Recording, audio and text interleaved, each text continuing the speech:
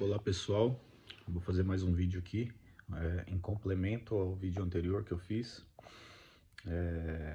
e como se fosse também uma resposta a alguns vídeos que têm surgido, né, desde a polêmica sobre a Igreja Adventista ser uma seita ou não, tá?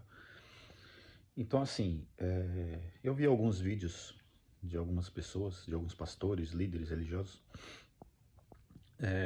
que acusam, né, a Igreja Adventista de ser seita. E um dos argumentos principais, para começar, os argumentos iniciais lançados pelo pastor Valadão já foram provados, que são tirados de sites, livros que nem mesmo adventistas são, certo? Então não tem nenhuma lógica isso.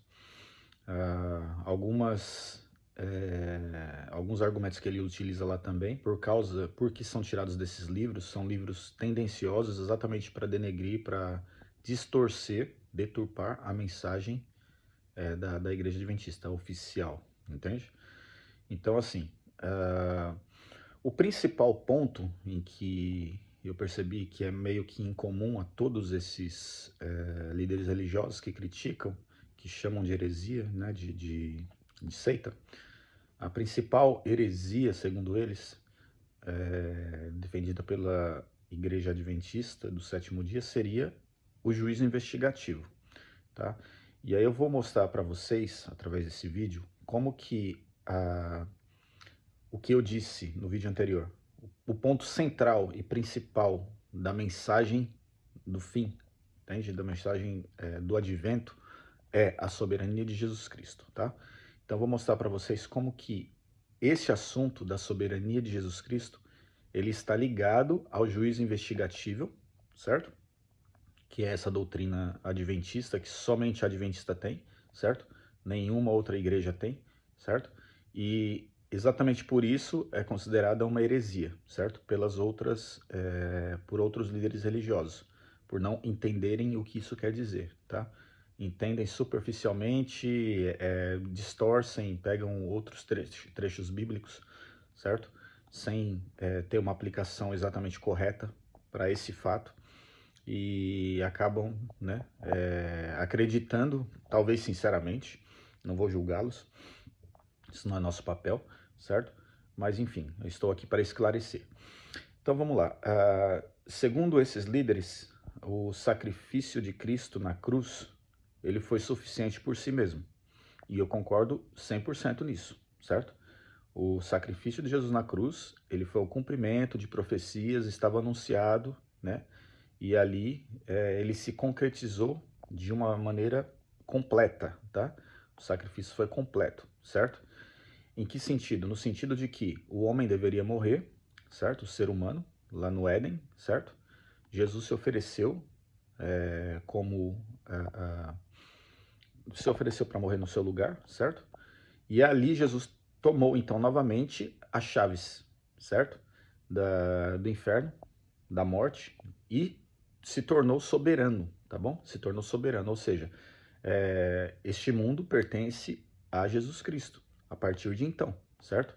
Ele venceu o diabo, que era então o dono deste mundo, vamos dizer assim, certo? Até o sacrifício de Cristo, porque o ser humano que era o dono do mundo, que Deus concedeu, né, o governo deste mundo, ali no Éden, ele cedeu para o diabo, certo? Então o diabo se tornou príncipe deste mundo, certo? E Jesus retomou o poder. E ali em Apocalipse tem diversos pontos no qual fala sobre isso, né? Fala sobre a soberania de Jesus, certo? E é isso. Então o sacrifício de Jesus na cruz, ele foi completo, tá? Só que é o seguinte, o que essas pessoas não entendem é que em qualquer sistema de governo, você tem três elementos centrais, tá? Você tem o elemento legislativo, você tem o elemento judiciário e você tem o elemento executivo, tá bom? Então é o seguinte, Jesus morreu na cruz, o sacrifício foi completo, a partir dali ele se tornou soberano, tá bom? Certo? Porém, isso fazem 2000 anos e nós vivemos em um mundo de pecado. E nesse mundo de pecado, nós sofremos consequências. Nós ainda estamos sob o jugo do pecado, nós ainda estamos, de maneira prática, tá? Eu tô querendo dizer, de maneira prática, nós sofremos, nós, acontecem desastres, acontecem desgraças no mundo, certo? Com o cristão e o não cristão, certo? Então, a soberania de Jesus, ela foi completa no sentido de lei. Ela se cravou ali, certo? Para todo o universo como uma lei, tá? Então, assim, é como se tivesse sido assinado com o sangue de Cristo ali a sua soberania, certo? O seu poder sobre o planeta Terra, tá ok? Só que Jesus disse, eu vou para o Pai e vou preparar-vos lugar e tal, e quando eu for e fizer, eu voltarei e vos receberei para mim mesmo, para que onde eu estiver, estejais vós também, certo? Então Jesus subiu, tá? Ressuscitado, um corpo ressuscitado, mas um corpo físico, tá? Essa é a diferença entre o Espírito de Deus e o Espírito do Anticristo, segundo o 1 João 4, aquele que reconhece que Jesus é real, tá? Que Jesus ele tem uma carne, tá? Quando eu falo carne, carne incorruptível, tá? A partir do momento em que Jesus ressuscitou, seu corpo se torna incorruptível, tá? Que é a mesma coisa que irá acontecer, segundo 1 Tessalonicenses, tá? Quando Jesus voltar e nós, os vivos, ou os mortos que ressuscitarem também, nos encontraremos com Jesus Cristo nos ares e nos tornaremos incorruptíveis. Mas nós teremos ainda uma carne, seremos matéria, não será algo invisível, espírito, entendeu? Será algo físico, nós continuaremos com a mesma estrutura que temos, porém de forma incorruptível, ou seja, nosso DNA não conhecerá corrupção a partir daquele momento, assim como o de Jesus não conheceu mais corrupção a partir daquele momento. Então ele subiu aos céus, certo? Para quem não sabe, existe hoje no mundo um direito que é chamado de direito astronáutico, direito espacial, tá? Esse direito ele regula, tá? Ele é relativo a seres humanos, pessoas físicas que saem do planeta Terra, saem do domínio do planeta Terra e vão para o espaço, tá ok? E segundo essa jurisprudência, né, esse direito, a pessoa não perde seus direitos, ela continua sendo soberana na Terra, tá bom? Então podemos dizer que Jesus Cristo, ali na cruz, ele foi assinado a lei sobre sua soberania, vamos dizer assim, tá bom? Então teve ali um papel legislativo, tá? A lei, ela se torna real, a lei, né? Inclusive muitos desses pastores que criticam e tal, eles gostam de falar que a lei se cumpriu em Cristo, exatamente, a lei se cumpriu em Cristo, ele se tornou a nova lei, certo? E a nova lei é a lei da soberania de Jesus Cristo, tá bom? E essa lei, ela foi assinada com seu sangue, com seu sacrifício e com sua ressurreição, tá bom? Então é isso. É, então esse é o aspecto legislativo da obra salvífica de Cristo. Esse é o aspecto legislativo do governo de Cristo, tá bom?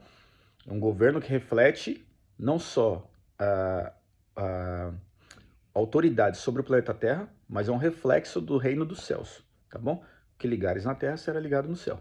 Então, beleza. A partir de então, nós temos o que aconteceu em 1844. Um outro equívoco desses pastores, né, desses líderes religiosos, é dizer que o adventismo, a igreja adventista, ela é decorrente do erro de Guilherme Miller, tá? Guilherme Miller nunca foi adventista, tá bom? Ele nunca guardou o sábado, nunca foi adventista, certo? Guilherme Miller foi alguém, certo? Foi uma pessoa que fez uma interpretação, começou a utilizar o método científico, tá? Da escatologia, utilizando simbologia e tudo mais, e decifrando as profecias bíblicas, certo? De uma maneira coerente com toda a Bíblia, certo? E ali ele encontrou que 2.300 tardes e manhãs, na verdade seriam 2.300 anos, tá bom? Porque na profecia bíblica um dia equivale a 1.000 anos, um dia equivale a um ano, certo? 2.300 dias equivalem a 2.300 anos, tá bom? Foi assim que ele achou, e essa interpretação está em várias partes da Bíblia, no Velho e no Novo Testamento, certo? Para a questão de dias serem anos, tá bom? Então ele encontrou que alguma coisa aconteceria no ano de 1844. Esse foi o legado de Guilherme Miller. Alguma coisa vai acontecer no ano de 1844. Porém, ele, que não era um adventista, ele disse, né, segundo sua interpretação, de que Jesus voltaria naquele ano, certo? Então, muitas pessoas, como era uma coisa interessante o que ele fez, né, utilizar o método científico ali na escatologia, e era algo novo, as pessoas começaram a segui-lo. E aí as pessoas se decepcionaram, certo? Se decepcionaram porque Jesus, obviamente, não voltou naquele ano, certo? Guilherme Miller continuou com esse mesmo pensamento, começou a marcar outras datas e tudo mais. Enquanto isso, algumas das pessoas que estavam ali, que estavam prestando atenção no que ele dizia, e que algumas até acreditaram naquilo, certo? Elas passaram então a pesquisar melhor e dizer o que isso quer dizer, certo? A questão da escatologia está correta, porém a volta de Cristo não está correta. Então, vamos pesquisar melhor o que isso quer dizer, certo? E aí uma pessoa desse movimento, que aí sim é o início do movimento adventista, tá bom? São pessoas que se tornaram, que foram os pioneiros da igreja adventista, certo? E se eu não me engano foi Joseph Bates, que teve uma visão, certo? De Jesus Cristo saindo, certo? Do lugar santo indo para o lugar santíssimo, no santuário celestial, tá bom? Então, assim, obviamente, quem fala contra, né, o juiz investigativo, que vamos entrar novamente, governos, existem três sistemas, três tipos de sistema: legislativo, judiciário e executivo, tá bom? Essas pessoas desconhecem o sistema milenar judaico do santuário, certo? O santuário ele era dividido em três partes também, tá bom? Ele era dividido em três partes. E além disso tinha o pátio externo também, né? Então, assim, o santuário terrestre sempre foi pregado isso pelos judeus e tudo mais. Deus ensinou isso desde sempre, desde Moisés e tudo, certo? De que o santuário terrestre era um reflexo do santuário celestial, certo? Então este homem, né, Joseph Bates, se eu não me engano foi ele, tá? Teve uma visão, tá? Eu tenho que voltar, né? Faz bastante tempo que eu não leio sobre isso. Então, assim, ele teve essa visão no qual ele via Jesus Cristo entrando, saindo do santo, entrando no santíssimo, certo? E o lugar do santíssimo era o lugar do sumo sacerdote, é o lugar do julgamento, é o lugar da representação diante de Deus, da intercessão, certo? Pelas pessoas, certo? Aquilo ocorria no santuário terrestre uma vez por ano, o sumo sacerdote entrava ali, né? E fazia, então, oferecia a Deus, certo? As orações e tudo mais pelo povo, certo? Então, assim, o juízo investigativo tem início, que é essa doutrina adventista. Então, nessa doutrina do juízo investigativo, não é que Jesus está ali todos os dias, nossa, estou todos os dias aqui, cada pecadinho das pessoas, vamos olhar as obras das pessoas, isso e aquilo. Não. Naquele momento é uma preparação, certo? Para o momento executivo da obra da salvação, que vai ser a volta de Cristo, certo? Então, o juízo investigativo é o momento no qual a porta da graça, refletida, por exemplo, na história das 10 virgens, certo? Quando diz que tinham 10 virgens, certo? 5 eram prudentes, 5 não eram prudentes, eram imprudentes, certo? Eram tolas, certo? Todas elas dormiram, todas as 10 dormiram, certo? Então, houve um anúncio, houve uma sirene, sei lá, um barulho, entende? De que o noivo estava vindo, certo? E todas elas acordaram, todas acordaram. No que elas acordaram, certo? Elas perceberam que, por ter demorado a chegada do noivo, certo? Elas tinham o azeite inicial que elas trouxeram estava acabando. Então as prudentes, elas tinham trazido mais azeite. Elas tinham mais azeite, entendeu? Um azeite a mais, certo? Então elas simplesmente pegaram o azeite a mais, colocaram nos seus, né? Porque azeite naquela época era o que era a eletricidade, vamos dizer, na época, certo? Para ter a lanterna delas, elas tinham que colocar azeite, óleo, né? Então, como elas ficaram um bom tempo dormindo, aquele azeite inicial ele consumiu-se. E assim, quando elas acordaram, estava acabando. E aí aquelas sábias, né, prudentes, elas pegaram ali um frasco ali, qualquer coisa, colocaram mais azeite. Falou, olha, a gente tem mais, a gente trouxe mais, né, por prudência. E as tolas, não, elas não tinham a mais, elas só trouxeram aquele primeiro e estava acabando. E aí elas pedem para as sábias, e elas dizem, nos deem um pouco deste azeite, para que a gente ilumine nossas lanternas. E elas dizem, se a gente entregar para vocês, se a gente der para vocês, a gente vai ficar sem. Então a gente não pode dar não, entendeu? Aí elas foram, as 5 tolas foram comprar azeite, certo? Nesse meio tempo, enquanto elas foram comprar, o que aconteceu? O noivo chegou. No que o noivo chegou, fim do juízo investigativo, tá bom? Fim do juízo investigativo, certo? No que ele chegou, tá bom? Fim do juízo investigativo, fim do judiciário é o quê? É o executivo, certo? Daqui até a volta de Cristo, do juízo investigativo, do início do juízo investigativo, 1844, até a volta de Cristo. Esse é o período do juízo investigativo, entendeu? Então, assim, o juízo investigativo, ele é uma aplicação, certo? Do evangelho, certo? Da obra de salvação de Cristo na vida de cada pessoa individual, certo? Isso é o juízo investigativo. Não quer dizer que, Jesus está lá e tá. O João fez isso agora, estou olhando o João, ele está fazendo isso agora. A Maria está fazendo aquilo, isso me agrada, isso não me agrada, isso tem que escrever no livro.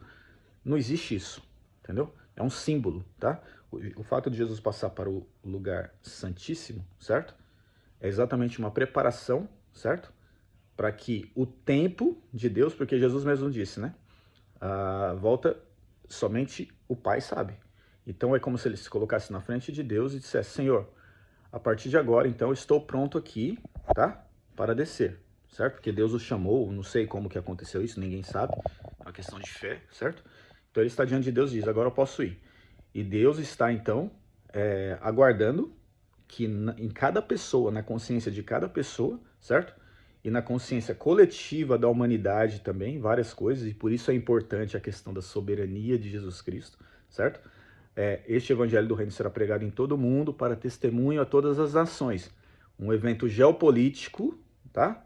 Um evento geopolítico, um evento jurídico envolvendo Jesus Cristo, assim como o evento jurídico da criação da Santa Sé, que é a cidade do Vaticano se tornar um estado, se tornar um país, certo? Que foi concedida pela Itália, um estado soberano que pega um pedaço do seu território e fala, esse aqui é soberano, certo? E ele testemunha para todas as nações, ele é soberano. E todas as nações têm uma opinião sobre aquilo, falando, sim, ok, nós aceitamos ele como soberano, tá bom? Então, assim, a mesma coisa que aconteceu com a Santa Sé, com o Vaticano, é necessário que ela aconteça com Jesus Cristo. Jesus Cristo sendo trazido de uma forma jurídica, de uma forma geopolítica, tá bom? Para o mundo, apresentado às nações, e as nações ou aceitarem ou rejeitarem. Isso é essencial, tá? Então, o juízo investigativo é isso, tá? Nesse período de 1844 até a volta de Cristo, acontece na consciência das pessoas, as pessoas têm acesso à informação e tudo mais, certo? Elas começam a tomar suas decisões, a pesquisarem, a buscar o azeite extra, algumas, né, e outras não, certo?